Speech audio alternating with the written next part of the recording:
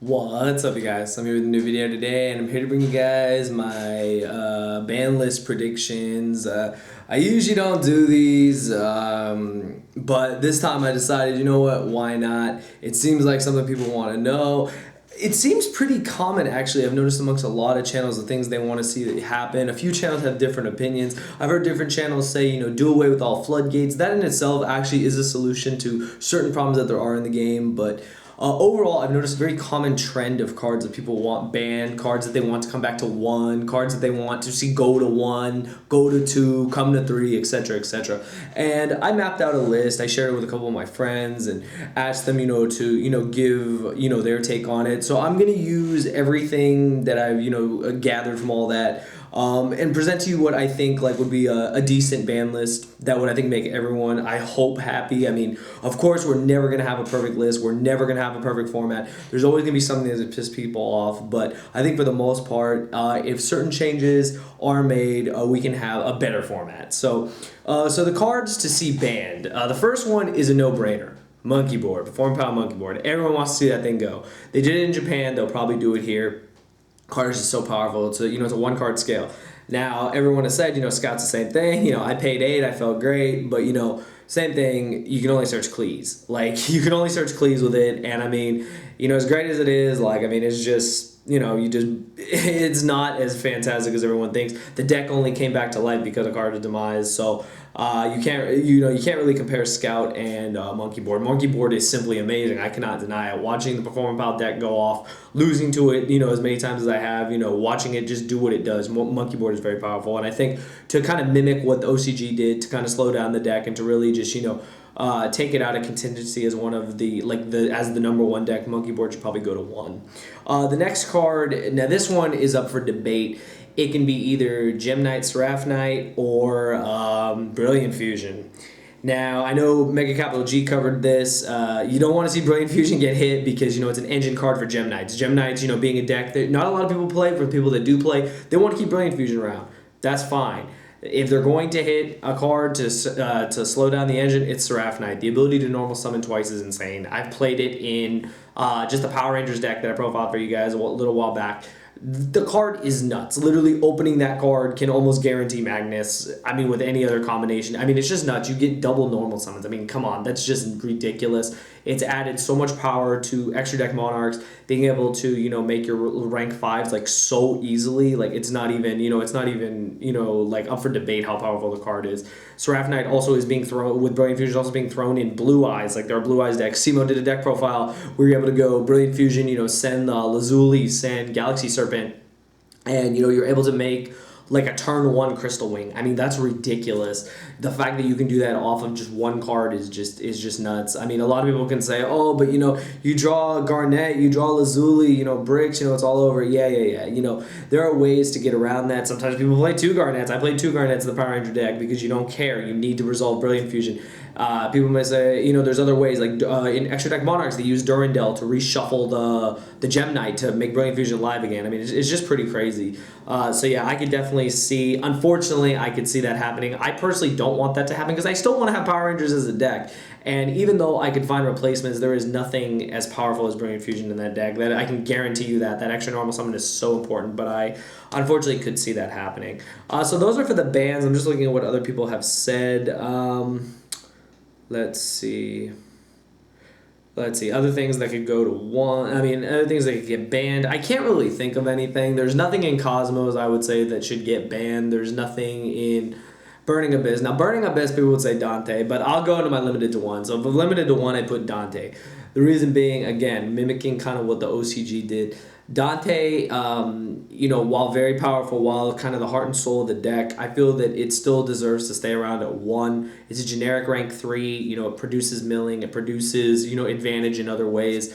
I feel like you don't need to outright ban the card. I know some people think that to completely end Burning Abyss, you need to outright just ban the card.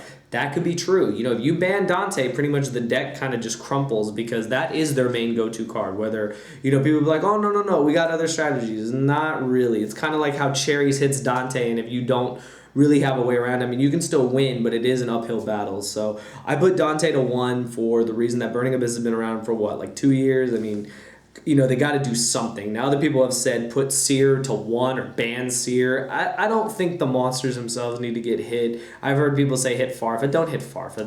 Farfa's great, but it's not worthy to be banned or limited. It's not that, broken a card. So I would say hitting Dante would cover it for Burning Abyss, or put Seer to 1. I mean, people can go as far as say Dante to 1, Seer to 1, but then I mean that's really just like overkill. But I mean, we'll see what happens. Burning Abyss do need to get hit in one shape or form.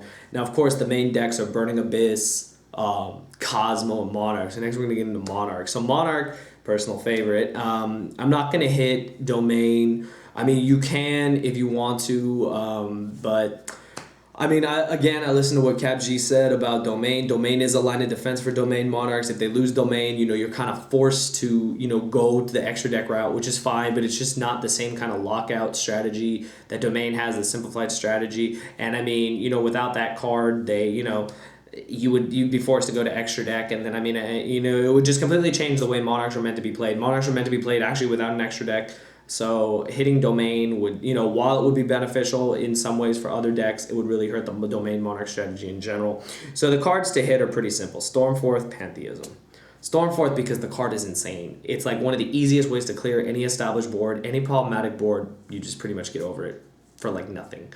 You could search the card. I mean, it's ridiculous. Stormforth is insane. Stormforth literally made the Cosmo matchup kind of a walk in the park most of the time. Opening Stormforth on the ship, it's just pretty much over.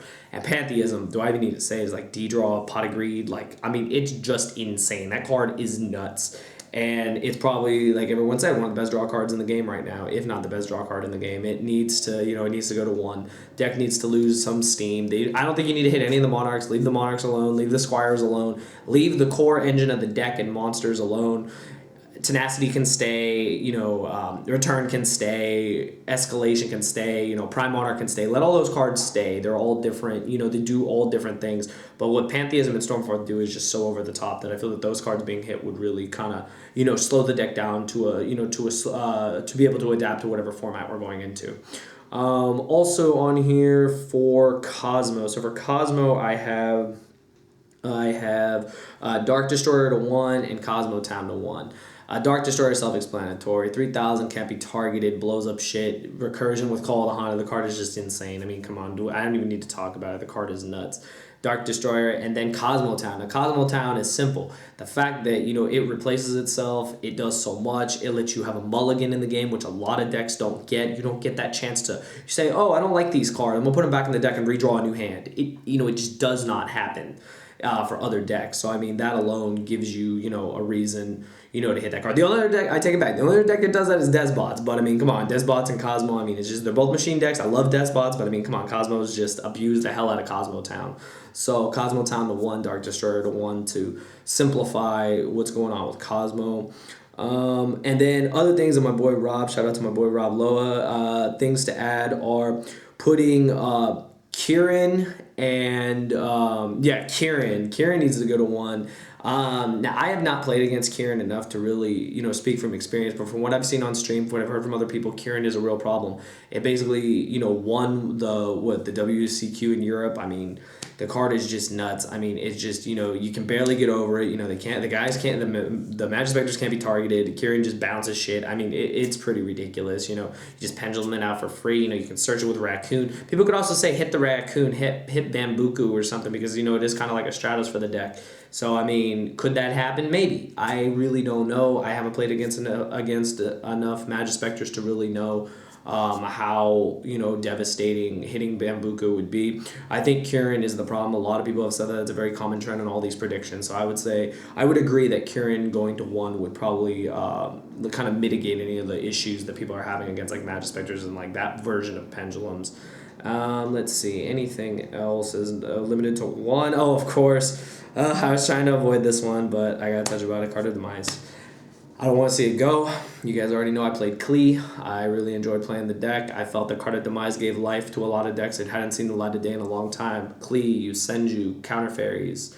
The problem is, got thrown in Cosmo. Had no business being in Cosmo, but it was a great strategy. So, unfortunately, I can see the card going to 1. I feel it is a very overpowered card, and that, Konami probably wasn't thinking straight when they created it. They were probably thinking, this will help anti-meta strategies, and it did. But it also contributed to Cosmo getting an even, bigger boost. So, I could see that happening, unfortunately, even though I would really like to see the card stick around. I put it in Grave Keepers. There's a lot of other decks that could really utilize this card. It would really help a lot of anti-meta decks. But if Konami is not in the, the pattern of helping anti-meta decks, unfortunately, I can see it going to 1. So that's it for the limited to 1s. It hurts me to say Card of Demise, though, to tell you guys the truth. I'm going to hate getting rid of them or hate, just binding them up till I don't know when. They probably won't come back. But anyways, on to the limited to 2. So limited to 2, I have tin can, vape can, wind can, whatever you want to call it. Yeah, the card to hit Cosmo is a little bit more because Cosmo's been around for a while and everyone's having relationships with Cosmo. They're like, nah, hit E-Telly. Nah, leave my E-Telly alone, damn it. My blue layer needs to come out. Leave E-Telly alone. You want to hit tin can, wind can. I mean, personally, I don't care. People have told me hit tin can to 2, slow down the deck. I mean, some of the builds are only playing 2, so I mean, hitting it to 2 isn't really going to do anything. I kind of, that's honestly the most like kind of flip flop one on this list for me is putting tin can to 1 or to 2. So, give or take. I mean, it doesn't really matter. In my personal opinion, it does not matter. Tin can is an amazing card. It's done so much for the deck. It's become like a centerfold of the deck. So, yeah. That's pretty much all I gotta say about that. Put tin can to 2 if you want. Other cards to 2, I have Solemn Strike. Now, Solemn Strike, the only reason I have Strike to 2 is because I feel that it's going to follow the trend of Solemn Warning. It went to 2 and then to 1. I love that card. I did not really like it that much in the beginning, but as I played with it more, eventually I ended up running a full set of them in my my Klee deck that I won the qualifier with, and the card was just fantastic. There were games, I'm not lying, I paid 4,500 life points because I resolved 3 Solemn Strikes, and that was ridiculous. I could see the card easily going to 2. I feel it'll follow the path of Solemn Warning. So as for limited to 2, I would put that in there as well.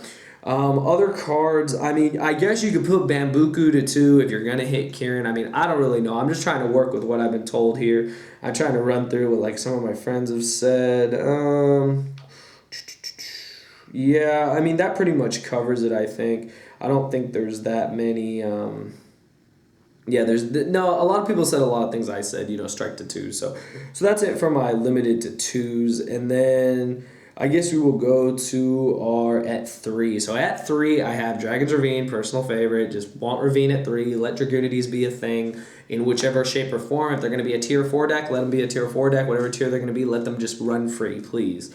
People would say, oh, but Blue Eyes. Nah, the Blue Eyes deck, I don't think is even playing that card anymore. I'm not playing it in my build. I haven't seen any builds that have topped have run that card because there are just better cards. Dragon Shrine is actually better in that instance. Like, it's just a better card. So I could actually see Ravine coming back to 3, and you cannot make the argument, oh, but Blue Eyes. No. That's not even an argument. If they're not running it right now, if you look at the OCG, they're not even touching the card. So I feel that Ravine at 3 would actually just help, Dragunities actually like try to play again because they need their main star card back. So I can see that easily coming to 3. Other cards to 3, a Dark Hole. I have Dark Hole at 3 because, I mean, at 2, I mean, it's just been Dark Hole. I mean, I never thought I would say that because so many years ago, Dark Hole was like, oh my god, Dark Hole is just so powerful. Then when it came to 2, it was like, what? 2 Dark Hole? 2 of one of what used to be one of the most powerful spell cards in the game at 2, and I mean, honestly, it's mainly sided against Monarch, Pendulum. It's not used against Cosmo. It's not used against Burning Abyss. Like those, like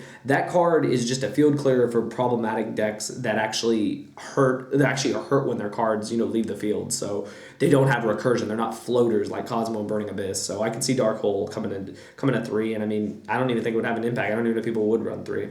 My friend Rob, God bless him, he put Thunder King to 3. Now that's an interesting choice. I haven't thought about Thunder King in a really long time. Could I see Thunder King coming to 3? I mean, God, I haven't even thought of that, but maybe Thunder King coming to 3 would maybe create an anti-meta strategy that could combat whatever format's going on, or it could just be an absolute clusterfuck that could literally just, blow up in all our faces because Thunder King at 3, like everyone remembers when it was at 3. I mean, so many strategies utilized 2 to 3, and that card was amazing. So that is an interesting choice, though. I could definitely, I would actually like to see Thunder King back to 3 and see what it would do for, the game. But yeah, that's what I have, you guys. Honorable mentions, I guess, if I were to think of any. I've heard people say we could bring. I mean, of course, Stratos, free Stratos. I know, you guys. 100%, I'm there. Put him back at 1. Come on, let hero players have their all-star back. I don't know if it's gonna happen. I personally don't think it's gonna happen, and that sucks. I'd love to see Stratos back at 1. Other things.